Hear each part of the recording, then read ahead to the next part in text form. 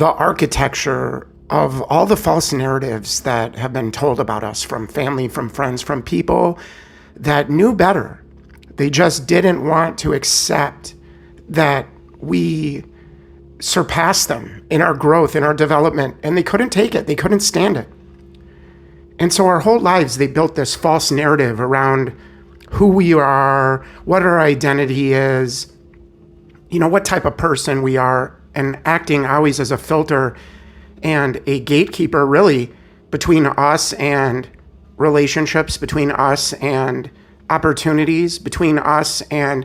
We just didn't know that there was this competition going on, that someone in our family was so insecure that all they could do was lie pathologically to cover their tracks and to keep a false narrative going that endangers and that damages and that harms other family members. And it's not just family, but it's the getting of third parties involved in damaging and using lies to basically make people feel sorry for you, making up stories, playing the victim as the professional expert victim that doesn't want to let go of control and power, but just wants to hold on to it at any cost, at any price, to the sacrifice of every good thing in somebody else's life, so that you can, offer up things that other people care about and are attached to get the bad reactions, to feed on that. But there is an architecture of these false narratives that family and friends have spun and have continued to insist, even against all the facts and all the proof and evidence and even video evidence and physical evidence. Don't believe your eyes, don't believe your ears, and just, I didn't say that, I didn't do that, you're crazy, you're mentally ill, why are you always imagining things? But the fact is we see clearly, and they hate our discernment. They hate that we see underneath the mask that they wear, and it is only a mask of sanity, only an act, only a performance, and there is no genuine, real identity. And we've given them opportunity after opportunity to present us with a consistent and stable and real identity. But all they can do is hop from one identity to the next as they hijack your thoughts, your ideas, your words, and then just take that and steal that and then get rid of you and suffocate you while they present the things they've stolen from you to others as if it's their own and as if they worked for it or earned it or are just this certain type of way. But they copy attitudes, they copy ideas, they copy beliefs, and they want to compete over it and beat you to the punch and say they did it. They're the ones that came up with it. They're the ones that had the bright ideas. You see what I'm saying? And it's all about grandiosity, and it's all about taking credit for things that they haven't done, and just at the expense of, other people's energy, time, and money, and relationships. And all those things have to be offered up because, of course, they can't share your attention. And when they see you paying attention to something else and loving something else, they get offended and get threatened by that and cannot have you relating to anyone else. You are in a role, and the only role that is cast for you is to be the sacrifice and lower yourself and hurt yourself and harm yourself so you don't threaten the ego of family members that never did the work and never could face themselves and look at themselves and are very cowardly. And because they're so cowardly and so insecure, it makes them very dangerous. That insecurity is so dangerous. It's like, there's the big dog insecurity and the Napoleon complex, but then there's the little dog security and the little yelping dog that doesn't want to stop barking, and just has a bad attitude over everything and anything. And God forbid the owner should just talk to a neighbor that comes over and visits. The dog just sits there and barks and barks and barks and terrorizes and nips and bites. And that's what our family members are like. They just don't ever learn. They don't ever understand when enough is enough. And it doesn't matter how much they destroy and ruin and harm. You're expected to clean up the mess.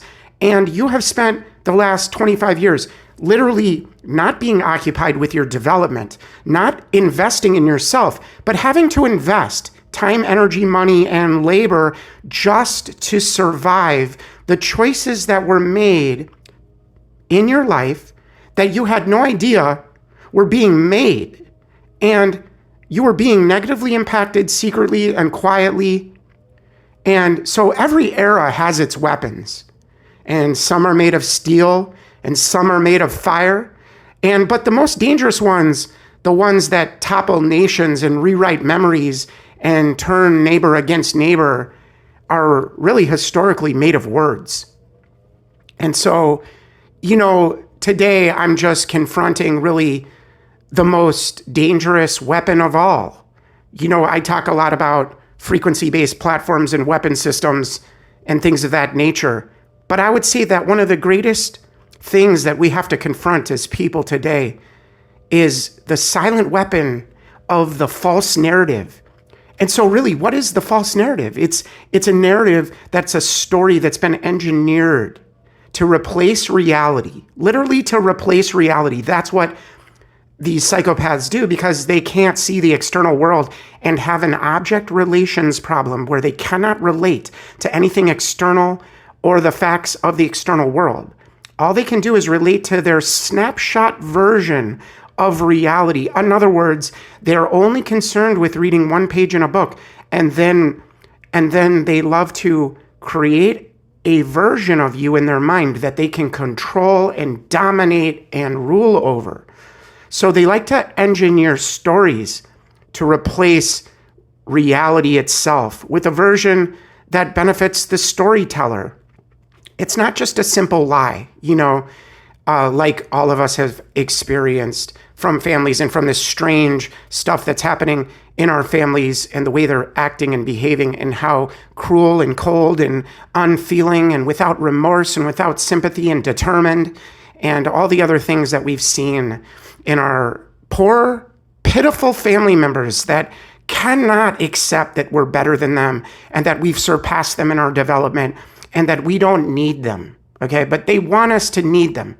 And so when, you're taking care of business and you're taking care of yourself and you don't have really a lot of needs because you're, disciplined and you show up when you need to and, you're taking care of business and everything else. But when you got somebody parallel to you in competition mode, not telling you about the fact that they are playing both sides of the fence, and you open up to them, you tell them about your life, you tell them where you're going, you tell them all these things because they pretend like they're a support to you.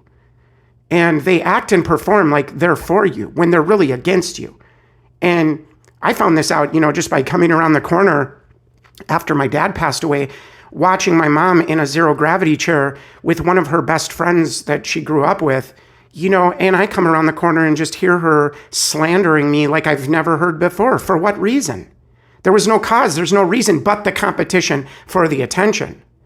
And that is the infantile nature of what we see in our enemies, that there's this common theme of infantile thinking, infantile behavior, where their thinking is just black and white. I win, you lose. And that is what they're determined to do. They can't see you win with them. You can't win with them. They have to position themselves as superior, as better than, as superior and above you, and in control. And if you're going to live and exist, you have to go through them to be able to appropriate the necessary things for necessary uses. Because after all, you're a possession. And you can't be allowed to take care of yourself. And if you do, you're going to be opposed and resisted and confronted and combated and competed against. And those items in your life will be sacrificed that support you, and all for the narcissist, psychopath, to get the attention on them and to then ghost and vanish and run and then hold you under that mess so that they can feed off of it and create something that is open-ended and ongoing suffering so that you can't get out of it.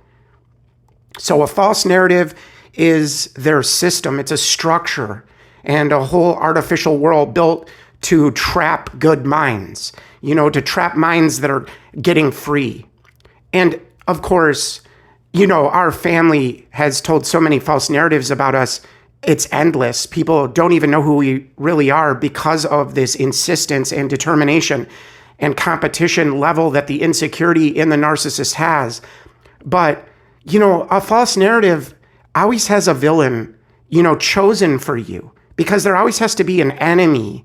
And even when there's no enemies, the narcissist creates and manufactures them because they cannot tolerate the peace.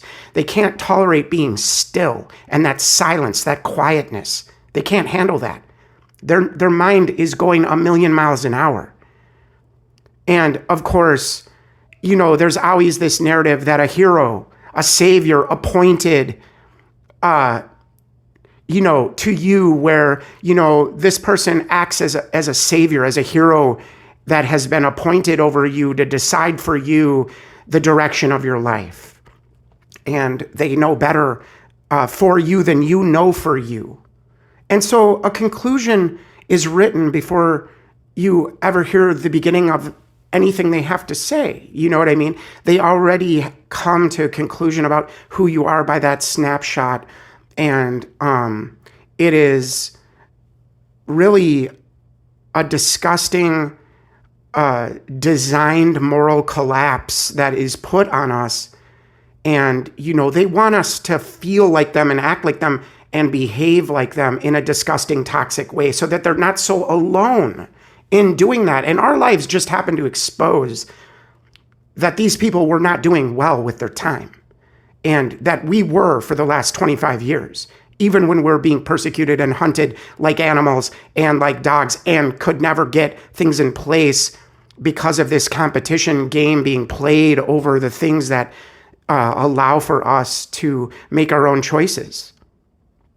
And so it's all hidden and it's all grandiose and it's all designed to make you look like the problem, like the one who's the instigator of breakdown when it couldn't be farther from the truth. So it's all this fiction disguised as fact and really engineered to feel really inevitable. You know what I mean? So we've seen all these people in our lives that create false narratives about us, feeling threatened by us because of their insecurity. And it is a disgusting, dark insecurity that will sacrifice everything and anything to uphold it. And that's the problem in our family and friends. These false narratives that they craft, they're really needed for, power without accountability. That's what they thrive in. Influence without evidence, control without consent. And tons of followers who don't ask questions. I mean, when you think about it, the whole gambit of every institution participates in these false narratives in our society. But I mean, governments, media outlets, corporations, ideological groups, manipulative individuals, narcissists who rewrite reality to protect their ego, and anyone who benefits from confusion, division, and blind loyalty. And this is what I am here to try to bring light to and to try to speak correctly on in order to set people free from these types of vampire, blood-sucking, soul-sucking creatures that cannot let go of us no matter what. We weren't allowed to separate. We weren't allowed to become individuals. We weren't allowed to be autonomous. We weren't allowed to, and this competition was parallel to us side by side in a very determined way. And those false narratives were set up in order to justify and excuse the abuse and perpetuate the abuse and continue to do the abuse in plain sight. So they weren't sorry. They never felt bad about all these false narratives that they told about us. And really, this is the favorite tool of people who cannot win with the truth. They trust in lies. And remember, I think the Bible says, that a false witness shall not go unpunished in Proverbs, and those that tell lies shall not escape. And the lip of truth shall be established forever, but a lying tongue is but for a moment. It's just a moment. So why do these family and friends feel determined to create these false narratives? And what's profitable about it to them? Does it really give them power and the control of the story, the control of people? And really, is it their way of protection? Hide wrongdoing behind a smoke screen? How about, permission? Just justifying actions that would otherwise be condemned if people knew what these people were doing to us. And it doesn't matter if it's your mom. It doesn't matter if it's your sister. It doesn't matter if it's your brother. It usually is the one that's determined to hurt you in a real way without regard for the consequences. Feeling entitled that they have to do it because for the greater good, they have to do evil so that they can make themselves feel better and feel powerful and in control. It's all about projection. Blame others for what they themselves are doing, and that's what they do. They sit there and they viciously blame us for reacting to their abuse. Think about that. So all this prestige that they're after, to appear righteous, to appear heroic, to appear morally superior. But remember this, that it's all just about appearances with these false narratives. And it is a shortcut to dominance. And it is a coward's way of dominance. You know what I mean? And so these false narratives are built and they follow really a predictable blueprint. It's all about simplifying the world into two sides, good versus evil, us versus them, loyal versus disloyal. And this creates the rivalry. This is the way they think. It's only black and white. It's only me against you. And it's only I win, you lose. It's only I'm superior, you're less than me. This is the way the psychology is behind those that are hurting us and harming us and torturing us. This is their psychology. So it forces people to choose sides. And this is what's been done to us our whole lives. Being put in the middle, offered up as a sacrifice, lied about and slandered, and this manipulator playing both sides of the fence and pretending to be a victim of us to get other people angry and violent and dangerous and hostile towards us just because of their sadist nature, that they enjoyed the short, petty power trip that gave them. They enjoyed it and like an addict got off on it like they were satisfying an itch that they were, desperately trying to scratch. That's literally the satisfaction and the pleasure that they get from being toxic and hurting and damaging good things.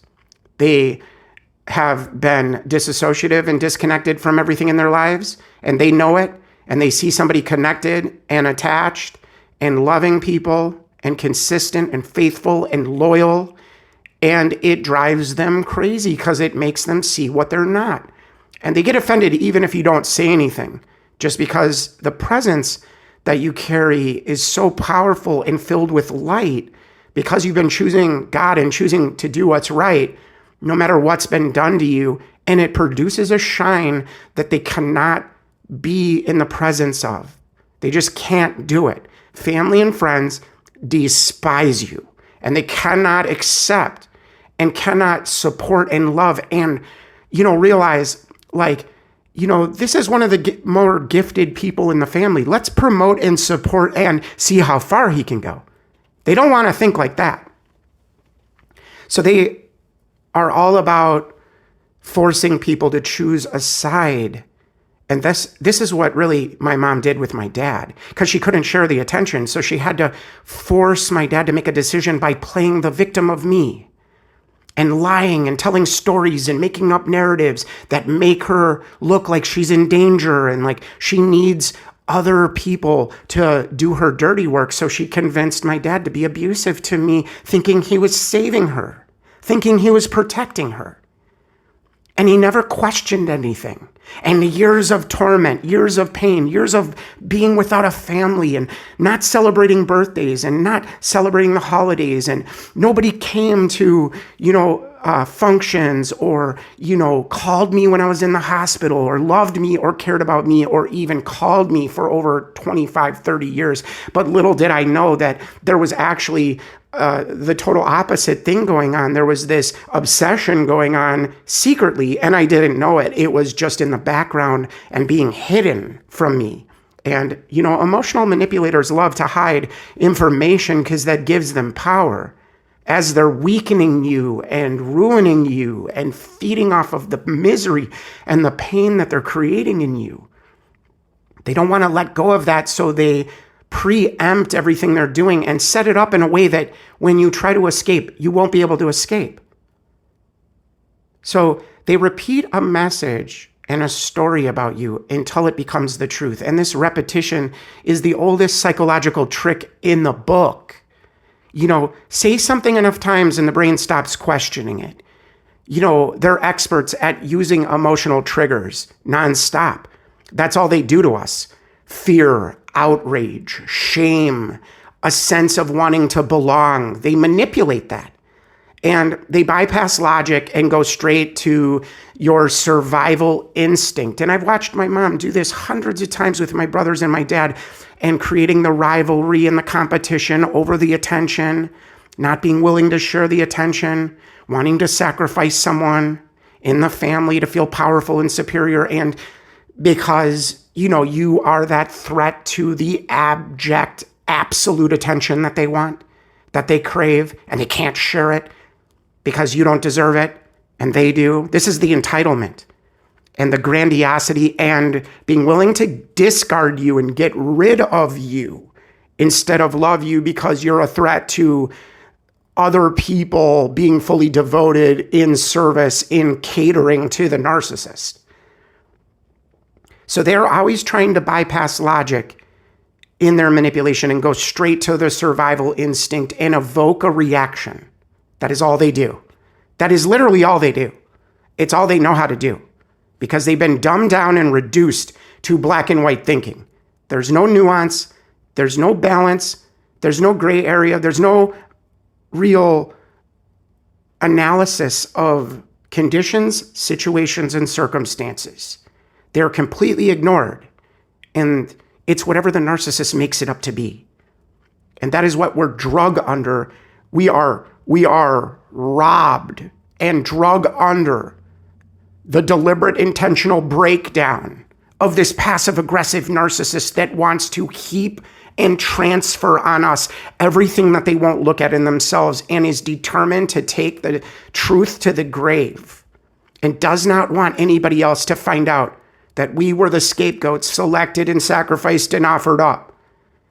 They don't want people to hear our side of things and hear our logic and what we saw, what we witnessed in this game of playing both sides of the fence, this art of sacrificing and damaging items, relationships, and things secretly and covertly because it gets a bad reaction and gets the attention on the narcissist, something in which you didn't want to give. And they know it. That's why they escalate the abuse.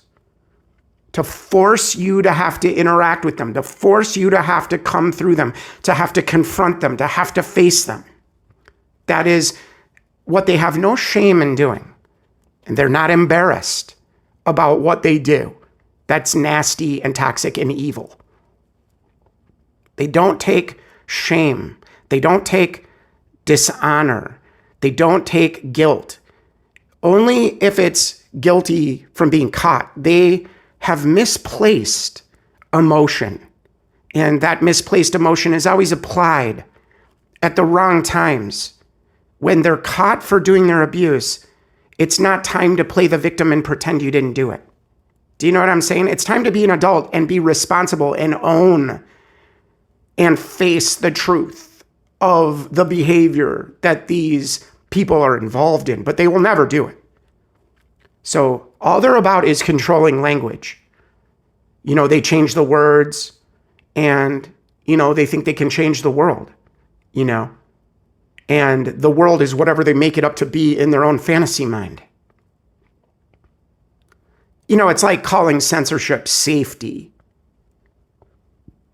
calling coercion unity. This is what the narcissist does. Their inversion of everything in our lives has destroyed so much in our lives. Just call obedience, blind obedience, responsibility. You see, this is the alteration of the foundation, that has been given to many of us. This unstable, shifting sand foundation where the goalposts are always moved since we could breathe. So each time we achieved whatever we thought the narcissist wanted, they would just collapse and control that thing or item or situation and bring about what they wanted only in the situation. And that was to get a bad reaction and then to feed off of it. Because it's the only way they come alive is at your expense, literally. So I was often punished growing up for dissent. I was punished in so many ways. They would mock, they would silence me, they would label me, they would isolate me. And once people fear speaking, the narrative becomes self-sustaining on its own. And you want to know something? 25 years of living like that. 25 years of not being able to break free and have my own life and support and sustain my own self, not because I was failing, not because I was doing something wrong or making bad choices, but because I had this narcissist objecting to every bit of my standing all along the way because they couldn't stand my existence. And nobody will understand that unless you've been through it, that determination. But all these false narratives begin to appear in your life. And people start treating you very different. And you're wondering, what's going on here? Why one day does this person love being around me and is happy and hugging me and everything else? And then the next time I see them, they have their hands on their hips and are rolling their eyes and shaking their head at me and huffing and puffing at me. And the only thing that happened in between was my mom would get along with these people.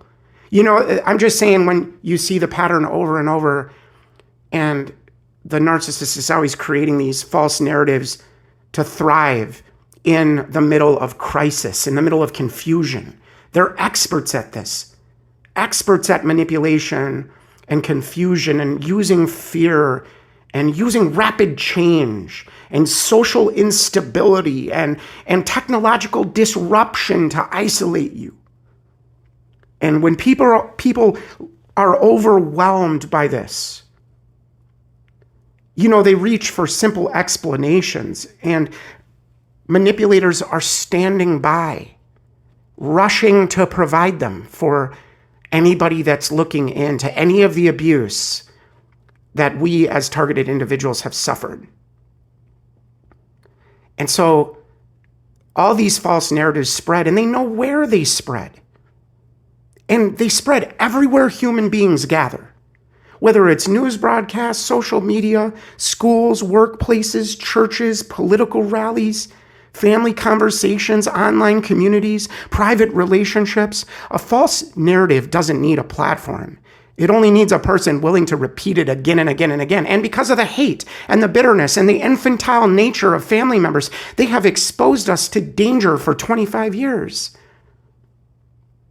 And they don't even acknowledge it. They don't even feel bad about it or blame themselves or feel sorry about it for taking away somebody else's opportunities and taking away somebody else's, beautiful creations and being angry and upset about that and not being willing to let that person create and develop their own livelihood in life. And that is really someone who has hate, who's striking out the very foundation of your existence, because if you can't support yourself in any way and it's been blocked and you've been stopped and you've been having to go from state to state and you've been having to move again and again and again and leave jobs and leave friendships and leave support networks because of the persistent abuse of the breakdown game this narcissist is playing with you. And it's not just one. So there's so many examples of false narratives. I mean, really across history and just psychologically speaking. But I always grew up in a family where if you disagree, you're dangerous. And that was just used to silence any dissent or any other opinion that opposed the dictatorship that I was living in growing up. And little did I know that my mom was running the show. I didn't know. I thought my dad was. She had convinced me that my dad was the enemy. And then when I stopped believing that, then she worked on my dad to convince my dad that I was his enemy. You see, so we never got to love each other. We never got to really, truly get to know each other because my dad couldn't filter out and examine and test reality. He just did not have that love in him. That determination that I really want to know the truth about what's going on here because of the acting and the performing of my mom and how great she was at performing and what an expert she was at performing. My dad would never question her crocodile tears. You see what I'm saying? And it led to me being put in situations a lot of the time that led to physical abuse and led to my dad thinking he was having to save my mom and beat me to death. You know what I mean? Until I could barely lift my arms. Closed fists, punching me, sitting on my chest, slamming the back of my head into the ground, putting me in headlocks all the time until I almost faint and almost pass out. But that's not abuse. Nobody wants to talk about that, but I do because I have self-esteem and I care about myself and I care about my future and I care about what I went through. And it's a part of my story, a part of my testimony, a part of who I am. And I don't need to be sorry about it. I'm sorry for nothing. I'm sorry for nothing. I don't need to be sorry about who I am and what I'm all about because I'm not ashamed of it. But if you disagree in a family like this, they will label you as dangerous. And if, for that matter, if you disagree with anything in society, they will profile police you, label you as dangerous, and then the targeting begins because you're the outsider. You're thinking differently outside the box. And you're not supposed to do that. You're supposed to conform. You're supposed to shut up. You're supposed to repeat the false narratives that they've given to us, whether it's media or whoever it is, our education system. It's all lies. Every single bit of it. And so what we think we know, we don't know. And we have to be big enough to admit that and own that and realize we've been submerged in total propaganda and that it is deadly and dangerous propaganda and it is complete fabricated reality. And if you disagree and you start waking up and you start seeing this, you become dangerous, and that spreading of that narrative is really used to silence dissent and force you to conform. And of course, when my family was caught doing these very abuse tactics that only community-based policing and gang stalkers do, that only they do, like if there's 10 out of 10, they did all 10 with flying colors, you know what they tell me? We're doing this for your good. I mean, it's just used to justify the overreach and the control and the restriction that's been on me. We're just doing this for your good. How many of you guys have been told, we're just doing this for your good? When the enemy gets caught sabotaging, ruining, destroying, damaging property, lying about you, slandering you, insisting for a breakdown and a push and a collapse, taking advantage of vulnerabilities again and again and again to push you into destruction, and then smirk about it and laugh about it. And when you complain about it, they say, you're crazy. I would never do that to you. Why would I pay attention to you like that?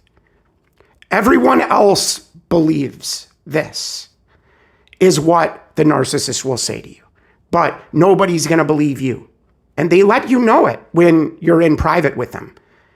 not in front of others, that they're also manipulating and directing against you for their own ego's sake, because it's really the victim performance that holds everything up.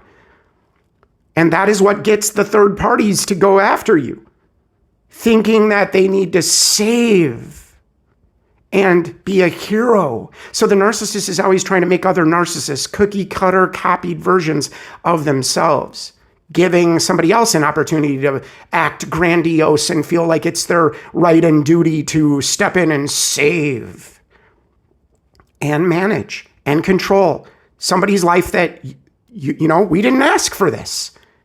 We didn't ask for this, and we ask for you to clean up the mess you made that wasn't our mess, that we didn't choose to make, that we didn't decide to make, and that you've put on us as a consequence and result of the damage that's been caused by their actions alone. But yet they want to merge with us and pretend like we're also responsible for cleaning up that mess as they, layer the messes, put them over us, and then run. And that's what they do. They ghost, they vanish, they withhold. And then they keep the broken mess, that things that they've destroyed, on you. And when you try to get out of it, when you try to fix it, they won't let you fix it. They're there competing with you over who's a real victim, right? And you can't even get anywhere. And everyone else believes me, John. And you're going to have a hard time convincing others, John. The illusion of consensus, the lies, the manipulation, the bluffing, just a classic manipulation tactics. Or how about you're imagining it, just gaslighting you? I mean, this is always used by narcissists to rewrite personal reality. Or the group is the problem, or John is the problem, when I'm the one confronting the darkness with the truth. Scapegoating, used throughout history to unify people through hatred. That's what my mom is an expert at. That's what family members are really good at. Coordinating and organizing hatred and damage and sacrifice. John can't go on into the future because what he knows and what he's seen, we can't allow that to get out. God forbid the family reputation. God forbid that I speak the truth and walk with Christ and expose these hidden things that are very damaging and ugly and toxic and wrong. And it doesn't matter how many times they abuse me, I'm never changing my mind. But this manipulation and how they've convinced us that, they have no choice but to abuse us. It's this false inevitability that I don't accept. And that is used to push unpopular decisions. And of course, they will appeal to the experts. And they'll say, all the experts agree, John. They appeal to authority even when the experts are selectively chosen, even when they're paid liars. And you can prove it. So there's this power of this false narrative that our enemies don't want to let go of. They turn the truth into noise. They turn lies into law. They turn citizens into informants and snitches and rats. They turn family into enemies. They turn victims into villains. They turn manipulators into martyrs. The power of this false narrative is not in the lie itself. It's in the world it builds around the lie when you think about it. A false narrative doesn't just distort facts. It reshapes identity and rewires loyalty and reprograms perception. So how do we break the false narrative and the many false narratives that have been told about us? I mean, really, I would say, first of all, I learned how to break a lot of the false narratives that were told about me by asking the question that they don't want asked. And I would do that often, or checking the evidence they hope you ignore, or refusing the emotional bait, or noticing the contradictions and the patterns, or listening for the silence, what they won't talk about, what they won't address, watching it play out, watching who benefits, watching who gets punished and who gets rewarded. Truth doesn't need force, guys. Truth doesn't need repetition. Truth doesn't need loyalty. Truth really stands on its own like a lion. And really, false narratives collapse the moment people stop repeating them. It's as simple as that. So I just wanted to address a little bit about this today, that the false narratives that have been told about you have really been a cage built using language as a prison around you. And every cage has a weak point. Every illusion has a seam. Every lie has an expiration date, is what I'm trying to tell you. And the question is not whether false narratives even exist, because they do, and they are repeated nonstop. The question is whether we will see them, name them, and refuse to live inside of them, like I chose to do, because I realized I had a choice. Even if I didn't have options, I still had a choice. Because the moment you reclaim your perception, the moment you stop letting others script your own reality, you become ungovernable by lies. You become unstoppable by lies and by slander. And that is the beginning of our freedom. That is the beginning of experiencing true freedom and just not caring really what these narcissist, psychopathic, sadist, manipulative psychopaths say about us. So there are so many false worlds built by these liars. And I just exposed the architecture, of it. There's all these false narratives that I touch upon when I talk about being targeted and family members and people in our lives that haven't wanted to see us do well. They've had this weird desire, man, and it's not normal. And there are people out there that have built entire worlds out of deception. And like a lot of the people that target me, they demand everyone else live inside their artificial reality. And I just refuse to do it. So these false narratives always appear, and they don't appear by accident. They're constructed by those that are supposed to love us brick by brick, choice by choice. Not only by individuals and institutions, but by a whole gambit of other social interactions. And really, their entire identity rests on the ability to bend reality. And we see reality objectively and realize that they are trying to push a fantasy version of reality onto us because they can't accept that they're the loser and not us. We're the ones that made the good choices along the way, even though they've robbed us of all the results.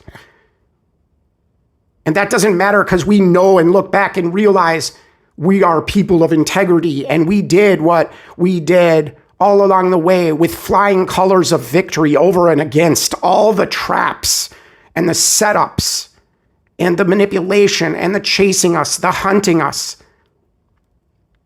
Today we walk through all these different patterns and relive them. But to understand, the mindset of these manipulators, we have to realize that they can't survive without all their lies. So there's always this narrative that they spin they're always false. Like, for example, the blood libel narrative. It's a false narrative. Like this minority group harms children. And the truth is, it's a fabricated accusation used repeatedly across centuries. Manipulators have a motive. Unite the majority through hatred. That is their motive. That is the foundation of a liar. When a manipulator wants loyalty, they manufacture a monster for the crowd to fear. And that is what they've done. Or how about like cigarettes are healthy narrative? You know what I mean? Smoking is safe. It's even good for you. Weren't we told that years ago? Companies hid evidence of harm for decades. And when you think about the manipulator's motive, it's profit, money. It is a lie. When money is the god, truth becomes disposable. Spin becomes a business model. Or how about the war is already won narrative? Victory is certain. We're on the brink of triumph. The truth is that leaders hide losses to maintain morale and avoid accountability, and manipulators have a motive to preserve authority and avoid rebellion. All this is the foundation of a lie that these people build their life on. And when a leader fears being exposed, they down the truth in patriotic noise. Or how about this narrative of the moral crusader, these fake identities that people present to us? I'm protecting you from danger. Moral crusaders, do-gooders, like those that target innocent Americans and never look into it. And throughout history used fear really to gain influence. And of course, it's a manipulative motive. Frame power and control over behavior. The manipulator wraps themselves in virtue again, like they usually do, to hide the hunger they have underneath to feed on other people. You know what I mean? Or how about the perfect leader narrative? Our leader is flawless, chosen, and destined. These are all false narratives, guys. Human beings elevated to myth to prevent criticism. This demands absolute obedience. The foundation is a lie. When someone cannot tolerate scrutiny, they build a shrine to themselves and call it truth. How about the enemy within narrative? Your neighbor is secretly plotting against you. And even though this might be true, and that many participate in the targeting and community-based policing programs, this is something manipulators like to say, and they like to convince you of, to drive you into taking, action by being reactive. Your neighbor's secretly plotting against you. How many regimes and groups have been used to justify surveillance and purges, and, fear keeps people compliant. Paranoia becomes a tool, and it becomes a tool to divide people. And most people will never come to their senses enough to even realize that the true abuser is playing both sides off against each other. Do you understand? The ones with the motive, the power, the money, the investment, the time, the energy, the concern, the ones that talk about it all the time. Or how about the miracle cure narrative? Or how about the historical rewrite narrative? We were always righteous, we were never wrong. So these are examples of the common thread that, are based on a liar's foundation, on someone who's a fake, on someone who's a con artist, on someone who doesn't have a real identity. And these truths really stand unbroken when we talk about it. It brings it to the light and exposes that the manipulator's foundation is always the same. They lie because the truth would destroy them. They lie because their ego cannot survive honesty.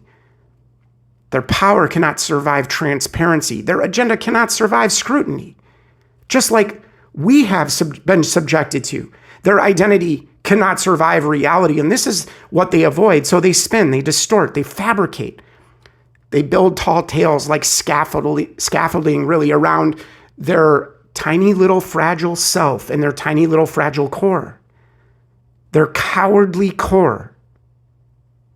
A manipulator's greatest fear is not being wrong. It's being seen, being exposed. So false narratives are not just stories, guys. They are survival strategies for people who cannot stand the truth, and they project that onto us.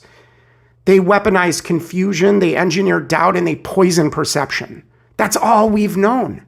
But once you recognize the pattern, once you see the fingerprints of the manipulator, their entire world collapses. It's as simple as that. And you taking back your power to yourself. Because a false narrative is powerful only when it's unchallenged. And the moment you confront and expose this story and their little storytelling games, the spell breaks. I love you guys. God bless. Messenger of the Cross, Pulse Point Media. We're out.